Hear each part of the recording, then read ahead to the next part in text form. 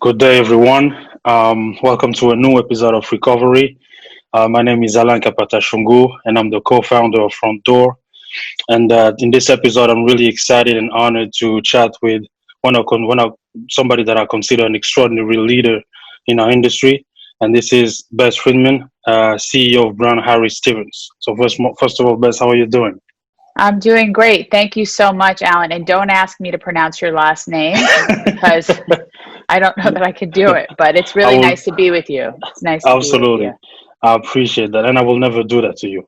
Uh, so, for those of you guys who don't know Bess, let me just kind of give you a little background in a nutshell, if I can. So, prior to joining Brown Harris Stevens in 2013, Bess was the senior managing director of the Corcoran Group in New York. And while at Corcoran, Bess, as a licensed real estate broker, ranked among some of the top agents in the city, obviously. She has an stellar customer service. She's known for her knowledge of the market and the incredible results she's been able to drive. And since November 2018 now, Bess became the firm's first chief executive officer at Brown Harris Stevens. This is a feat, and I'm excited to hear more about it. So in this capacity now, she leads real estate professionals with operations in New York City, Miami, the Hamptons, and Palm Beach. Um, so I'm really, really excited to be able to learn a little bit more about how she's doing and what she's thinking about what's happening in marketing, especially in those cities. Bess, if you're ready, we can get started. Let's get started, Alan. Let's knock it Awesome. out. Awesome. So the first question that I would like to ask you is, could you describe or, if possible, walk us through your quote unquote typical workday during this pandemic? I don't think there's anything typical anymore Yeah, because every absolutely. day is, right? Every day is different. And Yeah. interestingly enough, Alan, during this pandemic, we merged with another very large company. We took in Awesome. Halstead. And Okay. so we were working very closely on that combination or Awesome. restructuring. And so Okay. now we're 2,500 agents in Wow. 55 different offices in Connecticut, New Jersey, Palm Beach, Miami, Hudson Valley. We have a great office now in Harlem.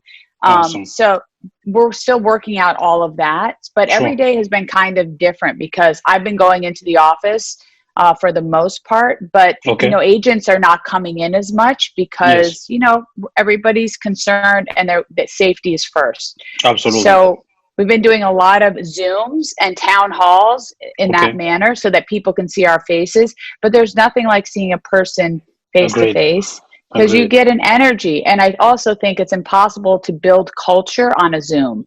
You need to Absolutely. be in the office. You have to see how people are doing. People's Yes. energy. You can see if they're doing well or they're not and they need help. And so I really miss seeing lots of agents all the time. Although, Agreed. people are coming in, so I'm enjoying that as much as I can. But it's Okay. a challenge, Alan. It's Yeah, definitely a absolutely. challenge. I agree with that. It's really, first of all, congratulations on that merge. That is exciting because Halshed is also a company that I've been, especially Diane Ramirez. I've been just following both Diane and you, and personally you Diane guys is for a long. wonderful, So Alan. yeah, She has absolutely. been she has been so wonderful, and I say it all the Yes, time to work with because has such integrity, absolutely. and people respect her across the board everywhere you Agreed. go. And she adds such a wonderful, new perspective to Brown Harris Stevens, and we're really That's excited to awesome. have her on the team. That is awesome. So, Bess, you are recognized as one of the strongest leaders in our industry. So today, as a CEO at Brown Harris Stevens, so you now leading a 2,500 persons team, which is just awesome. So how did you stay on top of not only your staff, but also your agents and also the customers' needs throughout all of this pandemic? Like, how did you manage to do it all? It's not, it's really, people always say, well, they point to the person that's at the Yes, top, which bears yes, all the responsibility. But the truth is that this is a team sport, agreed. without, everyone. We have incredible sales directors and people involved like Diane, like a Hall Wilkie, who is our president of sales. And they empower me so that I can be Awesome, better. And so it's awesome. really about the team. and also hearing from agents in all regions, Yes. and talking to our leaders in other regions. Awesome. Because I think we're all evolving and learning. Nobody Absolutely. knows it all. We know that. Yeah. So Absolutely. I've been lucky to have a great team around me. That's awesome.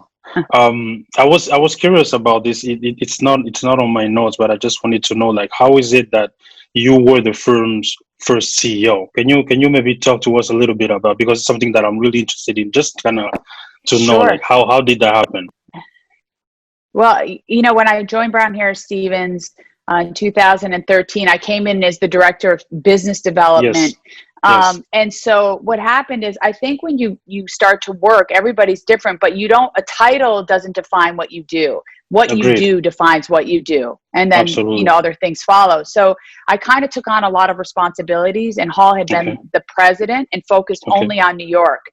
And there was no cohesiveness, meaning not criticizing Hall, but he was focusing on New York. So I kind of started working with the other regions, and I got very involved, and little by little, I was just doing a lot more. And so ownership kind of felt that I could really lead the charge, and they felt, she can run the whole company. Awesome. They believed in me, but also the people that worked there. And so it was an honor, and it's really wonderful to be able to be a part of this company that's privately owned, by the way. So Absolutely. Makes a big difference, Alan. Absolutely. Completely agree. It makes a huge difference, actually. Yes. And so what is also interesting for me, as in your resume, is that you've lived in Seville, sorry. So I said it in French, but it's Seville. Seville, yeah, yes. Yeah. So I had the opportunity to go there. I think it's in 2018, and I just love the city. And so I wanted to ask you something about, just culturally speaking. You live in Seville. What are some of the differences that you see between, or maybe you've noticed between Europe and the US, as you are now that you were maybe able to observe as it relates to leadership styles? Like, are you pretty much working the same way today at the helm of Brown Harris, or is it just a little bit different as it pertains to Sevilla? I think Europe culturally is just so different. And Sevilla, which is, we're going for Christmas. We're going to go and see some relatives.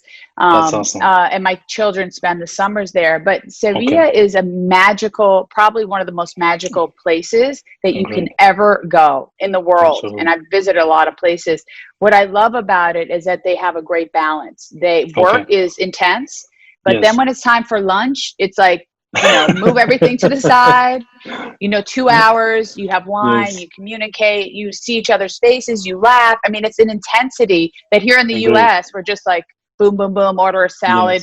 You don't. And so there's a level of sort of intensity in Sevilla. And I think also when you're in Paris or wherever you are in Europe, in certain places where there's an appreciation for being with each other that in the US we lack.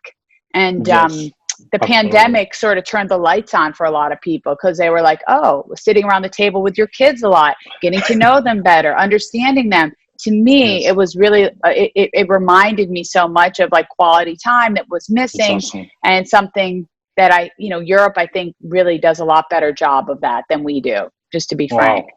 Yeah. That's awesome. I bet you would agree, Alan. I would agree on that, but I cannot say it too loud. So yeah, but I would definitely agree. It's just another way of approaching things, and I completely agree with that assessment. So the thing that I also wanted to ask you is, what is the one thing to you that you believe was overlooked pre-COVID, and then now is just pretty much an undeniable demand in our industry? This could be a trend, could be a product, a service. What is the one thing that you believe today is just here to stay now? I think, the virtual tours, although there was some of that, I think that's just constant. I think now a lot of agents just have that. And they're really showing properties to clients, with videos and just doing tours without the actual client being there. Do I think that people will end up buying properties that way? I think they're eventually going to have to come in and see it. But I think that virtual tour allows them to open the door into what it could be and gets them interested. So I think that's here to stay. And I also think, the Zoom meeting, I mean, we used to do some Skypes from time to time, but the Zoom, Zooming, we're Zooming all the time. I think that has been a great, opportunity for everybody to get together when you can't be in the room together. So I think the Zooms and the virtuals are going to probably stay in place for quite a while. Yeah. Completely agree on that. So this is more a question on that definitely you have the expertise on, because I believe you have a really great eagle eye view as it pertains to what's happening to markets like New York, Miami, and Palm Beach, and the Hamptons. So can you maybe talk to us a little bit about how the markets are doing in those cities? What's happening there transaction wise? Can you give us a little bit of a snapshot? Happy to. I mean, let's just back up for a second.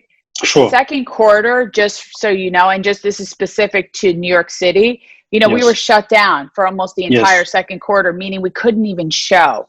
So the second quarter in New York City was challenging, but not awful. But interestingly enough, places like Connecticut, Palm Beach, Miami, and the Hamptons were, crazy. They were so busy. There was undersupply. Awesome. And now that we look at the third quarter that just wrapped up, we had a really great third quarter, and New York City was really good. So there is still oversupply in New York City. We have a lot of units that are available, and prices are still correcting. So that's a bit of a challenge. But regions like Palm Beach, we've had our best year ever already so far. And incredible. The demand is just people, want to have a place there. So that's been really good. And the Hamptons, as you've probably heard, a lot of New Yorkers packed up and went right to the Hamptons. Yes. So the Hamptons market has been wonderful. In Connecticut, I mean, I was with a Connecticut agent the other day, and he said he's never been busier, and the numbers really show that. Awesome. So I have to say, overall, we're satisfied. It's it's very good. It's good, but New York City definitely is in a decent place. People thought it was a ghost town here. Yes, need to let you know, absolutely not a ghost town. Despite what whoever says it is not a ghost town. The city is doing fairly well, I have to say. Awesome. And that's really great to hear, because I had the opportunity to chat with other brokers and agents, and what you would sometimes hear is that people actually, because you don't know if whether or not there will be another shelter in place measure. So for now, they just want to be ready. They want to make sure that they won't be in an apartment, but now in a home. So people are more and more looking to move from pretty much big city, which is the same here in Paris, because now we are kind of getting into another second wave of sheltering in place, and pretty much everybody's moving away from the city almost, because now they want to stay in Normandy just because you have more place, you have gardening and things of that nature. So I thought that the same thing was happening in New York pretty much. Yeah, and also remember, New York is, the majority of it is vertical living. We get into elevators, we're in public spaces. Last night I came in, I saw my neighbor, we chatted for a little bit. It's literally, if you've seen Seinfeld, you do have some of that, which is part of what makes New York so interesting. But that is, our gym is still shut down. There are some challenges in that regard, because we're living in, 1,600 square feet, whereas people have big homes. And so, but we're actually managing it fairly well. You wear a mask and you mitigate a lot of the risk, I believe. Absolutely. That's what scientists say. And I believe science, because it's definitive. So I really do. That's awesome. So Bess, now 2,500 agents, you're getting a lot of new sales associate coming in.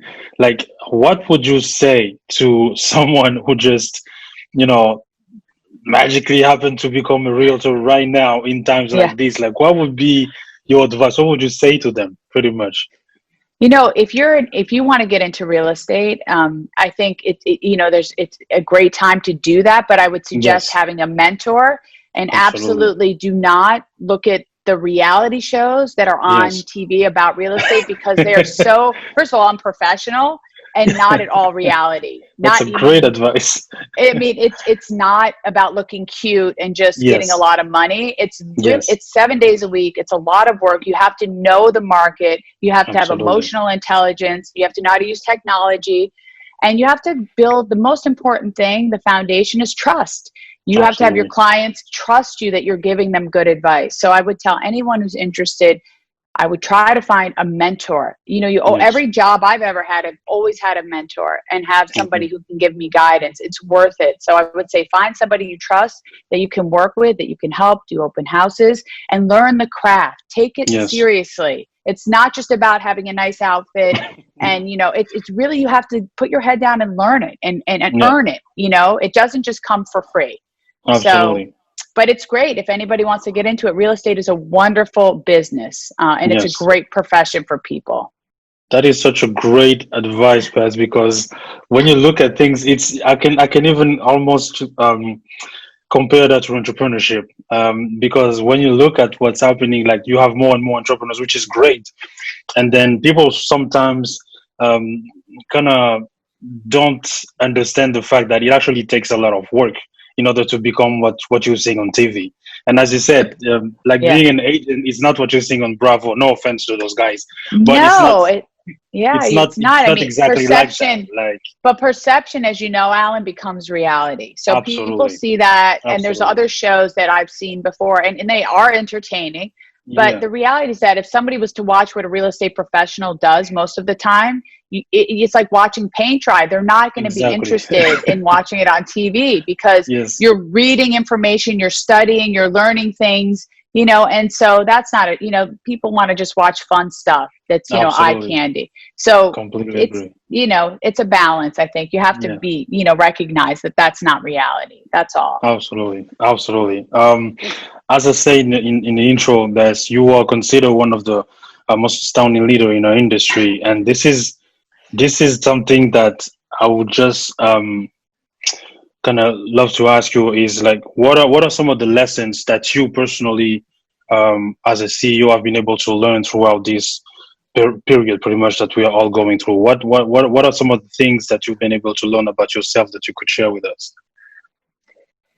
I think that it's really important to always, have the courage of your conviction, what matters to you.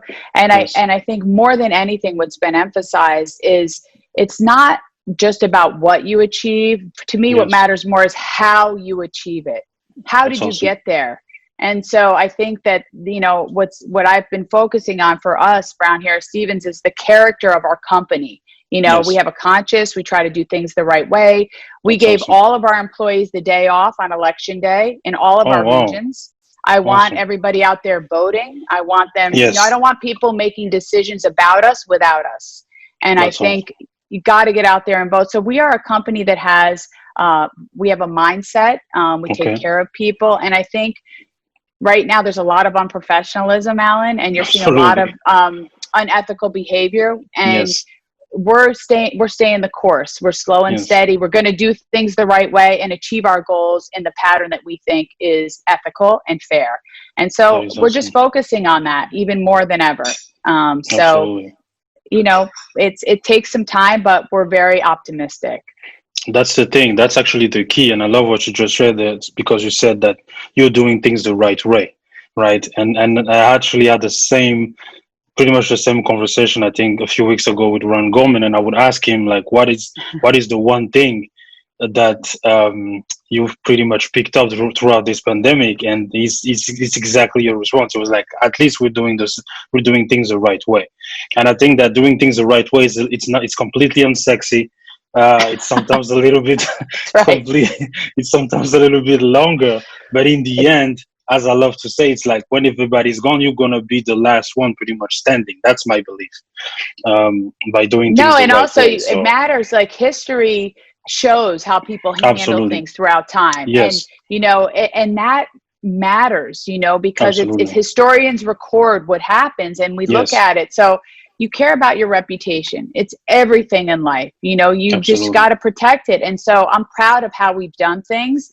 And so we're going to keep doing that. And it's not to try to be righteous or put a halo over my head. I just think that we have a lot of good people and we're doing things the right way. And it makes me proud to be a part of this company. That is awesome. That is really awesome. So in your opinion, do you believe that this hiatus that we are still going through pretty much forced our industry to not only reimagine, but also rethink how work gets done? For example, on an agent standpoint, do you believe that the level of the usage of offices that we had, and those big offices where agents could come, are we still going to keep those offices, or are we downsizing? What are you seeing? Like, what's pretty much gonna be here to stay, as it pertains to think, what we're going on? you know, the offices, that's like, that has been the biggest question for a lot of people. Okay. I mean, we've kept our offices. We did close a few just for redundancy because we combined with Halstead. So we brought, and we actually took a little bit more space to fit them into one of our major offices. But I do think, at least as far as I'm concerned, when it comes to real estate, you know, agents, of course, can just be at home, have their computer, and then go do showings. But there's something special about going into the office, going to meetings, being around your colleagues. So as I said earlier, and I hate to repeat myself, but culture is not built from a computer, and a firm has a culture, a character, and all that stuff. And so I think for us, I see the offices as staying put, that we're going to keep our offices, because it's where agents need to come together and work. Could it get a little bit more lean in some years? Possibly. But I think for right now, our plan is to keep our offices. Agents want them. So, and we will have a vaccine, Alan, at some point. And safety, we'll be back in rooms together. We're going to go to concerts. I'm going to go see Hamilton again as soon as I can. You know, there's going to be a lot of opportunities for us. So I think this is not permanent. So I think we're going to get back to some stuff that we loved in the past soon. Agreed. Do you already have some? Do you have like pretty much some agents back in the offices? Like, what is the cut right now for Brown Harris? How much pretty much percentage are still working from home, and how much are being in the office, do you think? I would say in New York City, I'm seeing probably about 15-20% maybe of the agents coming in. And I get to see it. Yesterday I got to meet with a lot of the agents that I haven't seen face to face. You know, they popped in, and it was nice to see them. But in other regions like Hamptons, they're busier. More agents are coming in. Percentage wise, it's hard to say, Alan. And Palm Beach, Connecticut, you know, it's not as full as it was in any region, but agents, there is, you know, I would say max probably 30%, 40% of agents are coming in. And, you know, I think that will pick up once people feel they're in a, you know, I think safety, obviously, you gotta feel like you're okay. And people are still very concerned. Agreed. Completely agree. So to kind of close it up, what are some of your personal and maybe business goals that you have for the remainder of pretty much for the remainder of the year? I know that you are heading to Seville at the end of the year in December, which is pretty much, by the way, just side note, I was actually in Seville in December, and so in Paris when I left, it was like -5 degrees, and I landed, it was like 28 degrees. So I was like, this is the most well-kept secret in Europe, because I didn't know there pretty much wasn't any winter in Seville. Just that was just a sign of, because it was awesome. The perfect temperature. You're there, you have like a light jacket on, and you know, like the sun is on your face, and it's like it's like there's something so magical about Seville, about Spain. And listen, I love France, I love Paris. I think there's something obviously unique there as well, but Seville is just, I don't know. There's no place in the world like it. I agree with you on that one. Sorry for No, don't worry. I always happy to talking about Spain. I'm always happy to do that. Yeah. So, can you maybe talk to us a little bit about what are some of your plans? What are the personal or business goals? What's happening for you for pretty much before the end of the year? So we're about to, just business-wise, we're about to launch something called Maya, which is using Salesforce, which is our platform. And Maya means mother in Greek. And it's going to be this information vehicle for all of our agents. And we spent 15 months on it. Wow. So we're about to launch that. So that's exciting for us. And personally, really, it's just like after I get off this Zoom with you, I'm headed to Brooklyn to meet with a whole bunch of agents. You know, socially distancing is really for me to get to know as many agents that I don't know from Halstead, and sort of do the integration piece and keep everybody in a good place, you know, and remain somewhat optimistic about the end of the year. That is really, really exciting. Thank you very much, Bess. That's a wrap for this week's episode of Recovery with Bess Freedman, CEO of Brand Harris Stevens.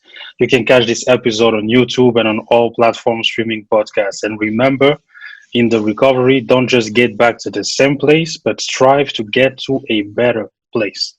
Thank you. Don't forget to vote, everybody. And don't forget to vote. Please.